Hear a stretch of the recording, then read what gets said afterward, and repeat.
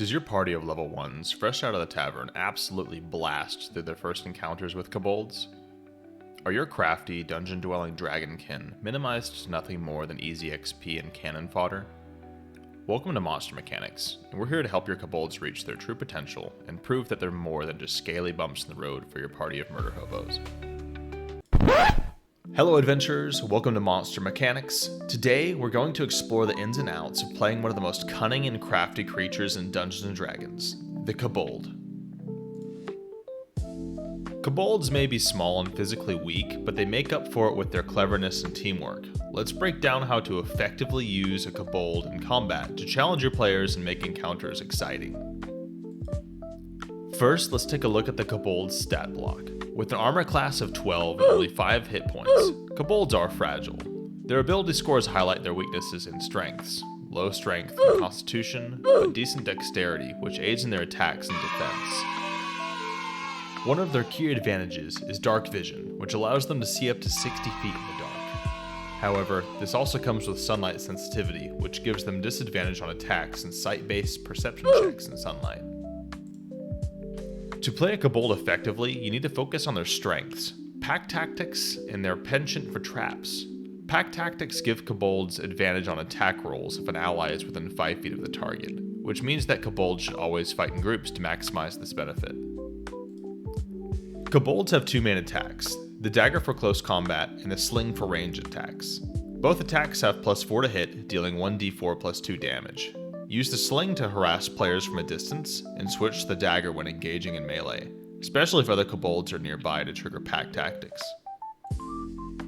Here's how to set up a classic kobold ambush.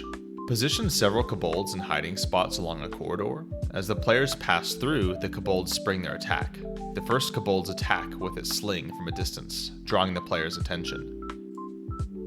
Meanwhile, other kobolds move in surrounding a single player, using their daggers and pack tactics to gain advantage on their attack rolls. Kobolds are also masters of using their environment to their advantage.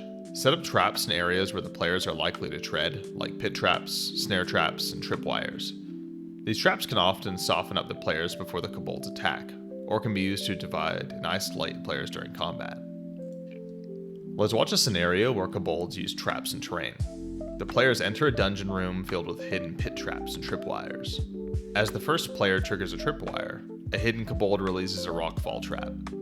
The players scramble, and in the confusion, kobolds rush in from hidden alcoves, using their advantage to deal significant damage. Here are some key tactics for running kobolds effectively. Ambush tactics. Always fight in groups and use pack tactics to gain advantage on attacks. Hit and run. Use ranged attacks from slings to harass players and retreat to safety. Environmental traps. Set traps to weaken and divide the party before engaging in direct combat. Mob mentality. Focus attacks on isolated players to quickly overwhelm them. Running kobolds is all about using their numbers, environment, and clever tactics to challenge your players. While they may not be strong individually, a well-coordinated group of kobolds can be a serious threat. That's it for today's guide on how to fight as a kobold. If you enjoyed this video, make sure to like, subscribe, and hit the notification bell for more monster mechanics. Until next time, may your traps be tricky and your encounters epic.